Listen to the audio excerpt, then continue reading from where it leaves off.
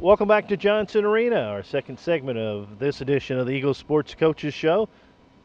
Like new digs? Yeah, I love it. Yeah, now if we could play football in here, indoor arena football style, we'd be in great shape. We'll just put some carpet down and we'll Yeah. tell people it's turf and then we'll be okay. Yeah, we'll go for it. It'd be live action for sure. Hey, if we put turf down, it'd be like the old Murray field. Yeah.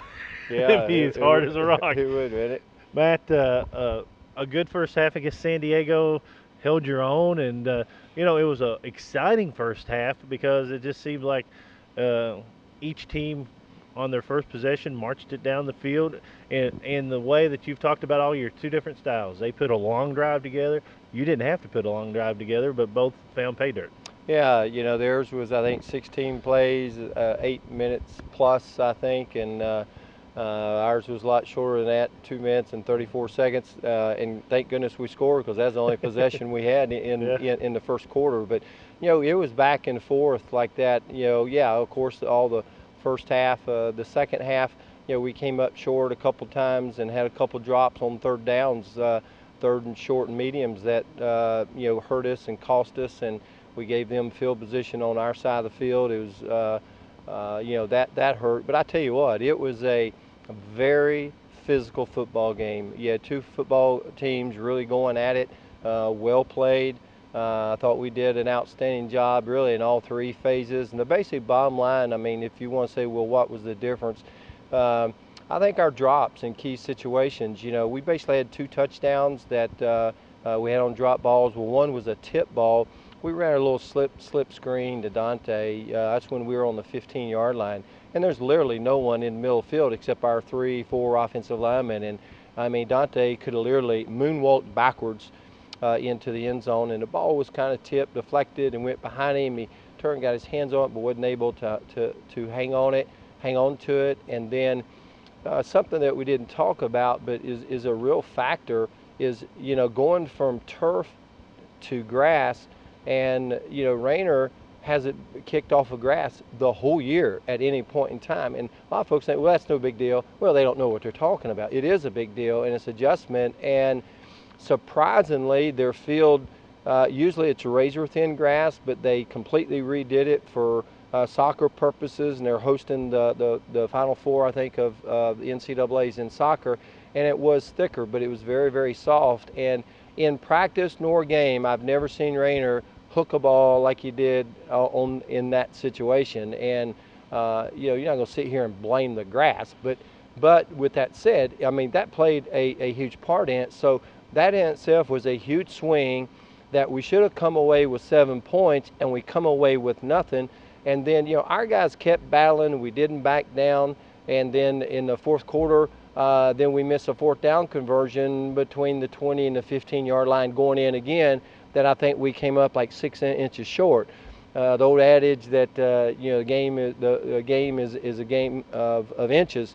It's very true. And but our guys really battled, some great plays, very physical, some great hits and tackles, and it's just, you got to give credit where credit is due. Meaning, I think San Diego made a few less mistakes, assignment breakdowns than we did. We had a few on defense that hurt us. Our drops hurt us offensively, and then when they needed or wanted to run the football, we got to be honest, they just had a little more muscle than us. Okay. Their experience, their size, and their strength was probably just a little too much for us. Something that was fascinating that we did not realize, but until Friday. When you come in their place and you just look at everything and making that trip, I just started thinking, it's like, I wonder how many guys that we hadn't checked before going into this. How many guys do we have that's coming out here for the first time, or the guys that's been here before? It's quite mind-boggling. Of our 55 guys that were on that trip, defensively, we only had 6 guys that had been out there before. Offensively, only had 9 guys. So that's a total of 15 guys out of our 55 that was their first trip. We're only out there a year before last. So what I'm saying is your experience and just your size and your strength and your development. I mean, we've got puppies, or well, not really puppies, but maybe one that's a year old, compared to their size and muscle. And I think, basic bottom line, that was the difference. They muscled up on us, and and we kind of wore down a little bit. And in the second half defensively, why? Because 3 different times we came up short there on third down, and that was the difference in the ball game. You mentioned Dante, career best 13 receptions. Now for his career, 193 receptions, 2,369 yards and 21 touchdowns in 42 games. Those are career bests here at Morehead State, all time in the record book.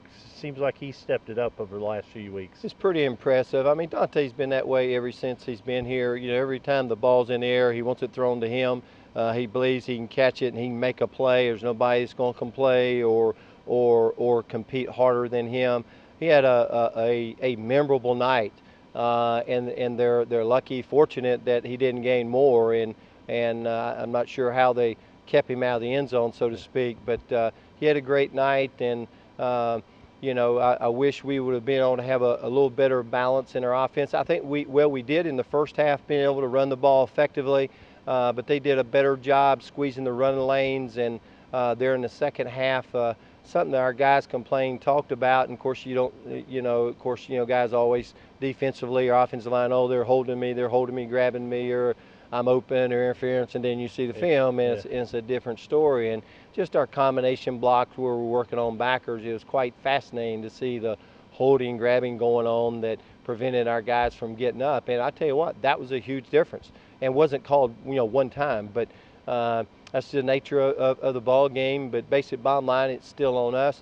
If we make the catches that we should have made, the throws that we need to make, and the blocks and the runs, and if we don't have the assignment breakdowns defensively in key moments, and we're able to physical up there a little bit, then it's a whole different story. But I tell you what, we very easily could have won that football game, or had an opportunity there at the end to do so. And I know our guys from San Diego standpoint came away with a lot of respect, and it was just a very well played, very hard fought football game, and I think that's the way it's supposed to be. As a coach, you've seen it both ways this year. We've had some games that they've called you for sneezing, maybe. As a coach, what would you do if they're calling it the same for both clubs? I have no problem. Yeah. And I mean, I think you know me as well as you do over the time.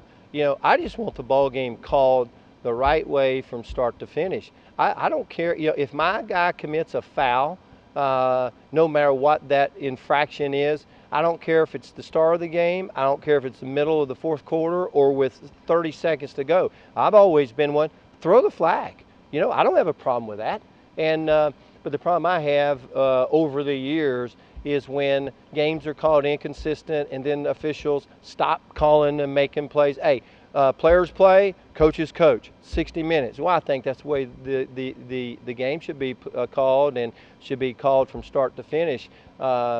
This game had the lowest calls, penalties of any ball game this year. I mean, a total of 5 flags. Yeah. Hey, that's pretty daggone good. Called 3 in the second half. Yeah, each team had 1 penalty in the first half. Yeah, in the first half. Total for the game, we only had 2 penalties. They had 3. Yeah. Now, we thought that there were a lot of no calls. Yeah.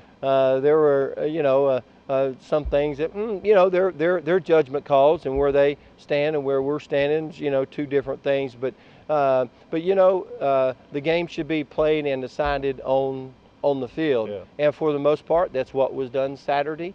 And but like I say, I never have a problem with officiating calls. You call it right, you call it from start to finish. That's the way players are taught to play from start to finish. We're surely going to coach from start to finish.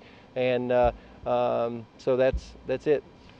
Matt Ballard is our guest. We'll come back. We'll have more with Matt Ballard after this break. This is the Eagle Sports Coaches Show.